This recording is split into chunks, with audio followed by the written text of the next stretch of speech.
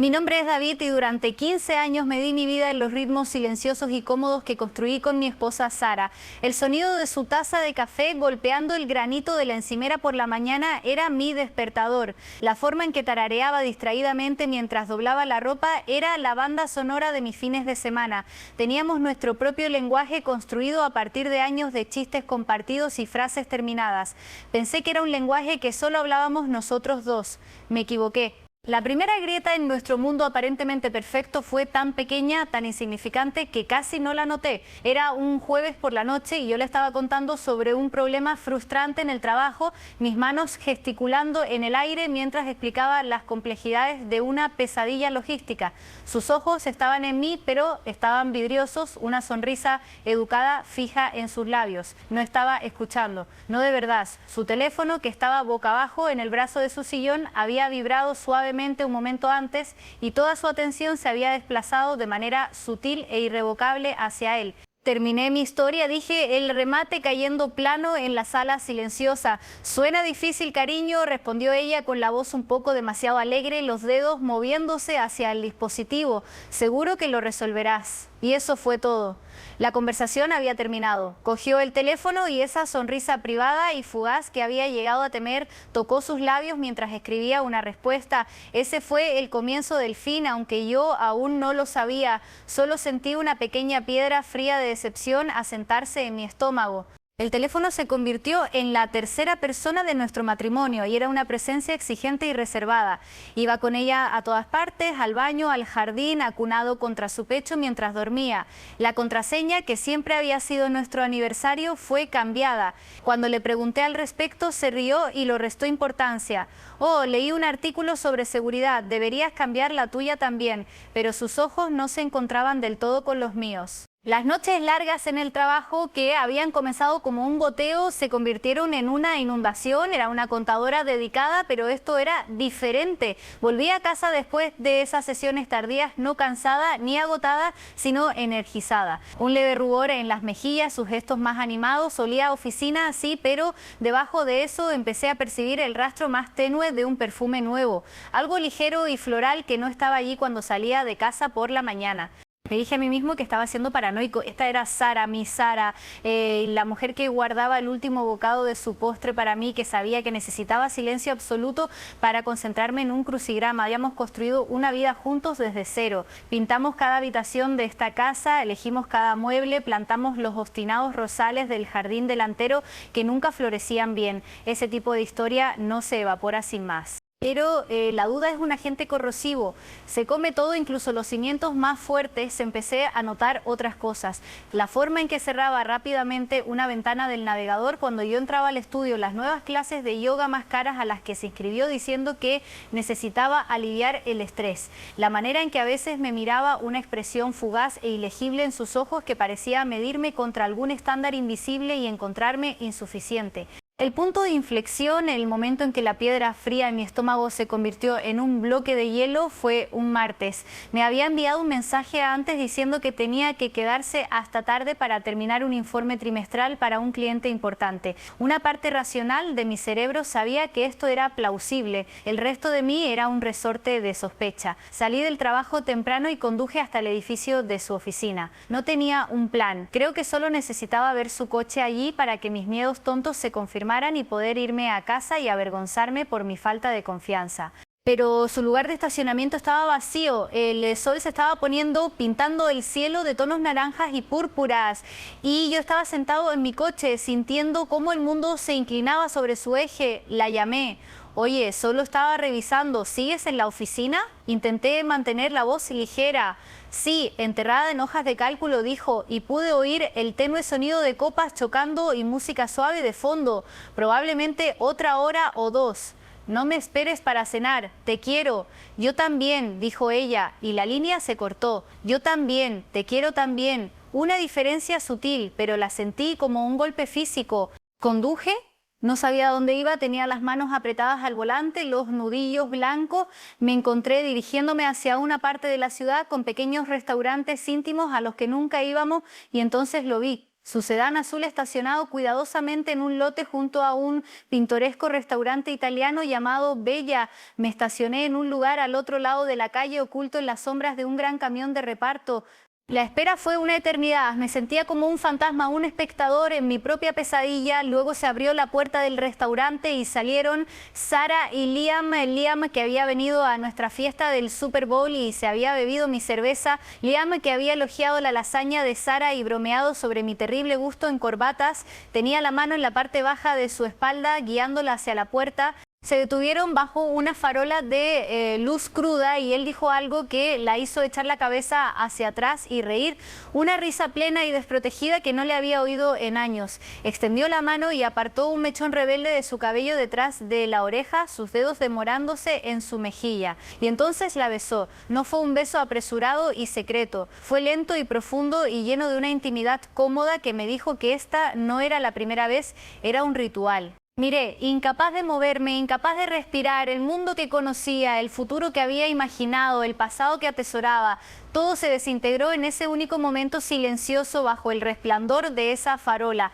La vi inclinarse hacia él, su mano descansando en su pecho y lo supe todo. Las noches largas, el perfume nuevo, las sonrisas secretas en su teléfono, todo se cristalizó en esta verdad devastadora. Mi esposa, mi Sara, estaba enamorada de otra persona.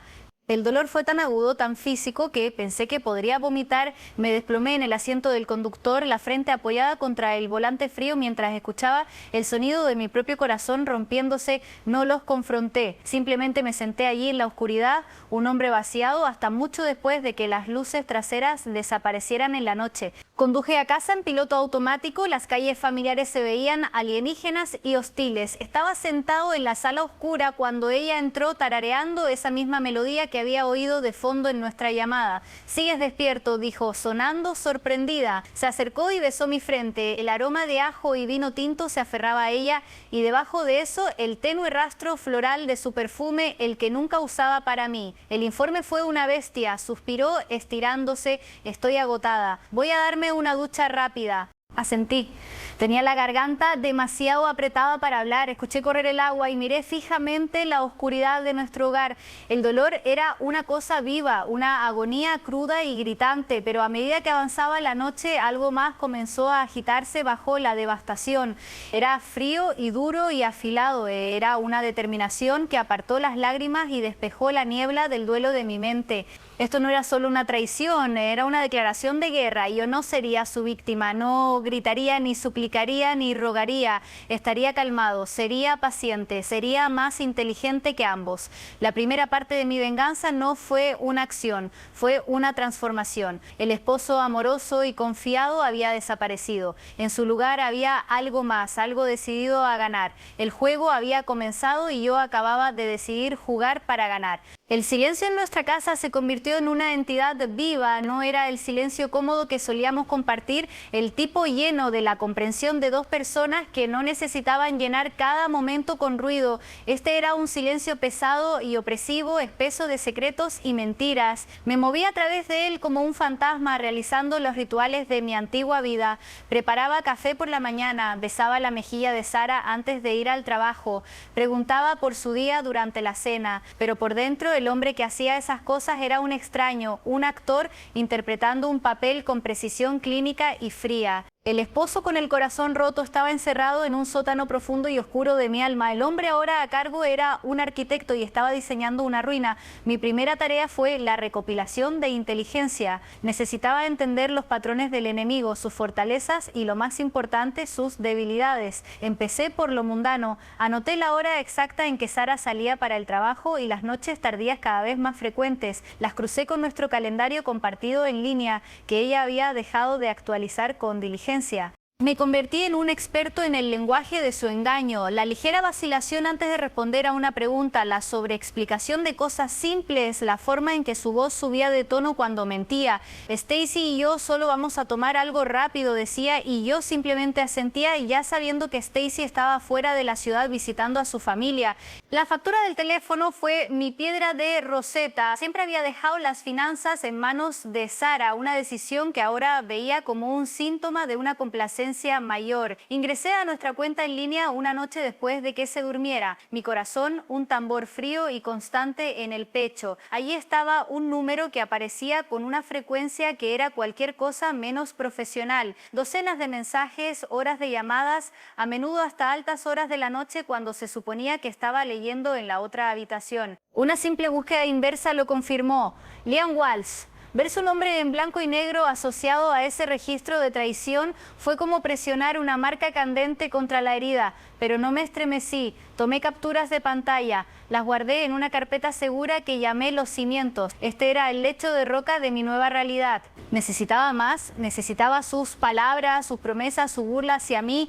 Necesitaba conocer la profundidad para endurecer mi determinación. Surgió una oportunidad cuando Sara se quejó de que su portátil estaba funcionando lento. Déjame echarle un vistazo, cariño, ofrecí con la voz como un retrato de preocupación servicial. Puedo limpiar algunos archivos temporales. Ella estaba agradecida, desprevenida. Mientras ejecutaba un software de diagnóstico, también instalé un pequeño registrador de teclas casi indetectable. Se sentía como una violación, un descenso a un mundo sombrío que nunca quise habitar, pero las reglas habían cambiado. El pacto de nuestro matrimonio había sido roto y yo ya no estaba obligado por sus códigos de honor. El registrador de teclas me dio todo. Su contraseña de correo electrónico era una variación del nombre de una mascota antigua, una debilidad sentimental que exploté. Esa noche, después de que se durmiera, me aventuré en el mundo secreto de su bandeja de entrada. Leer sus correos fue una forma única de tortura. No eran lascivos, eran íntimos, estaban llenos de planes y sueños. Se llamaban entre sí Mi Escape y Lo Real. Liam escribía sobre el futuro que construirían, un futuro que explícitamente no me incluía. Le prometía viajes, un apartamento de lujo en el centro, una vida libre de lo que él llamaba las cadenas mundanas de nuestra existencia. En un intercambio particularmente cortante, Sara había escrito: a veces miro a David y simplemente no siento nada. Es como vivir con un compañero de piso amable. Necesito pasión, Liam, te necesito a ti. Las palabras eran como fragmentos de vidrio en mis venas, pero con cada frase dolorosa, el fuego frío dentro de mí ardía con más fuerza. Esto no era solo una aventura, era un esfuerzo colaborativo para borrarme. Estaban construyendo una nueva vida sobre la tumba de la mía, pero yo aún no estaba muerto. Empecé a estudiar a Liam no como el amante de mi esposa, sino como mi objetivo. Aprendí todo lo que pude sobre él, su firma, sus proyectos, su reputación. Era socio en un prestigioso estudio de arquitectura conocido por diseños modernos y elegantes y una perspicacia empresarial despiadada. Amaba su estatus, su BMW, su oficina en la esquina con vista. Era un hombre que creía que era intocable y esa era su debilidad. A través de sus correos supe de un proyecto específico que estaba persiguiendo, la adquisición de una pequeña firma de diseño familiar que estaba pasando por dificultades. Los dueños, un equipo de marido y mujer ancianos, se resistían a vender. Los correos de Liam a sus socios, que Sara había reenviado imprudentemente a su cuenta personal para leerlos después, estaban llenos de desprecio hacia ellos. Hablaba de una estrategia de toma hostil, de aprovechar deudas ocultas y una campaña de desprestigio planificada para devaluar su empresa y forzar una venta por una fracción de su valor. Era depredador, poco ético y probablemente ilegal. También era mi oportunidad. Un plan comenzó a formarse no en un estallido caliente de ira, sino en una cristalización lenta y fría. No solo expondría la aventura, eso los convertiría en mártires de un amor prohibido. Lo expondría a él. Le mostraría a Sara que el hombre que había elegido no era un caballero con armadura brillante, sino un fraude corrupto y cobarde. Y destruiría lo que él más valoraba, su reputación impecable. Pasé las siguientes semanas en un estado de desapego enfocado. Fui un curador de su propia caída, recopilando las piezas que habían proporcionado tan descuidadamente. Creé una cuenta de correo electrónico anónima y cifrada. Compilé un dossier. Incluía extractos cuidadosamente editados de sus correos personales que mostraban solo el lado de la duplicidad de Liam, sus promesas, su desprecio por el compromiso, su crueldad casual. Más importante aún, incluía los correos de la toma hostil y otros documentos que detallaban sus prácticas comerciales poco éticas. La pieza final del rompecabezas se encajó cuando Sara, eufórica de emoción, dejó escapar que Liam la llevaba como su acompañante a la gala anual del Gremio de Arquitectura, un evento de etiqueta donde la élite de la ciudad se reunía para darse palmaditas en la espalda. Me dijo que iba con una amiga para una noche de chicas. La ironía era perfecta, el escenario para su humillación pública sería el escenario más público de su vida profesional. El día de la gala la observé prepararse con una sensación de calma surrealista. Pasó horas en el cabello y el maquillaje, deslizándose en un impresionante vestido negro sin espalda que nunca le había visto. Estaba radiante, vibrando por la anticipación de su noche secreta con su amor secreto. Te ves hermosa, dije, y por una fracción de segundo el fantasma del hombre que solía ser sintió una punzada de pérdida genuina y agonizante. Ella sonrió, una sonrisa brillante y nerviosa destinada a Liam. Gracias, David. No me esperes despierto, asentí. Tan pronto como la puerta se cerró detrás de ella, fui a mi estudio. La casa estaba en silencio, pero ahora el silencio se sentía como una respiración contenida antes de la tormenta. Abrí la cuenta de correo electrónico anónima. Tenía 2 mensajes preparados. El primero estaba dirigido al Comité de Ética del Gremio de Arquitectura con todo mi dossier adjunto. El segundo era para los dueños de la pequeña firma que Liam estaba tratando de aplastar, advirtiéndoles sobre sus intenciones depredadoras y ofreciéndoles la evidencia que necesitarían para defenderse. Programé ambos correos para enviarse a las 9:30 de la noche, justo en medio de la hora del cóctel, cuando la sala estaría llena, el champán fluyendo y Liam en su punto más visible. Luego tomé el barato teléfono desechable de prepago que había comprado para un solo propósito. Envié un mensaje de texto al número secreto de Sara, el que ella creía que solo Liam tenía. Era simple, brutal y perfectamente diseñado para crear el máximo caos. Se acabó. No intentes contactarme de nuevo. Volví a colocar el teléfono en el cajón y me recosté en la silla. El hecho estaba consumado, las ruedas estaban en movimiento. Imaginé todo desarrollándose como una obra que yo había escrito y dirigido. Liam apuesto en su smoking, sintiendo su teléfono vibrar sin parar, viendo las miradas horrorizadas de sus colegas, su reputación desmoronándose a su alrededor en una sala llena de sus pares. Y Sara, hermosa y esperanzada en su vestido negro, revisando su teléfono, su rostro disolviéndose en confusión y luego en devastación al leer el mensaje que creía que era de él, abandonándola en el mismo momento de su desgracia pública. Ella vería a su príncipe revelado como un monstruo y un cobarde. La venganza no estaba en la violencia de la confrontación, sino en la orquestación silenciosa y precisa de su desesperación.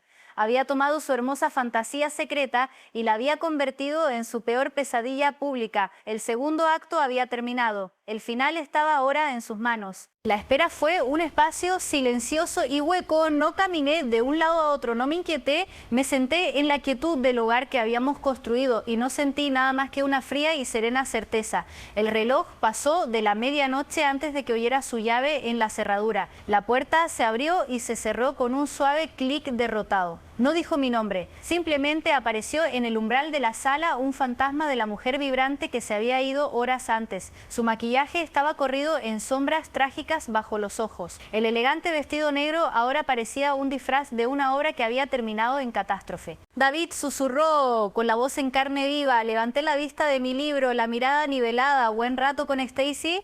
La pregunta quedó suspendida en el aire, un dardo perfectamente apuntado. Ella se derrumbó sollozando, los hombros temblando. Fue terrible. Liam lo terminó con un mensaje y luego la gente estaba gritando, su carrera está arruinada. Las palabras salieron a trompicones entre jadeos. Cerré mi libro con un chasquido deliberado. Siempre pareció ambicioso, incluso inescrupuloso. La planicie de mi voz finalmente atravesó su histeria. Sus lágrimas se ralentizaron. Me miró, de verdad me miró y vi el horror amanecer en sus ojos. ¿Cuánto tiempo lo has sabido? Respiró. Lo suficiente como para planear esto. Dejé que la afirmación quedara suspendida observándola procesar todo. El mensaje, el escándalo, mi calma. La verdad fue un golpe físico.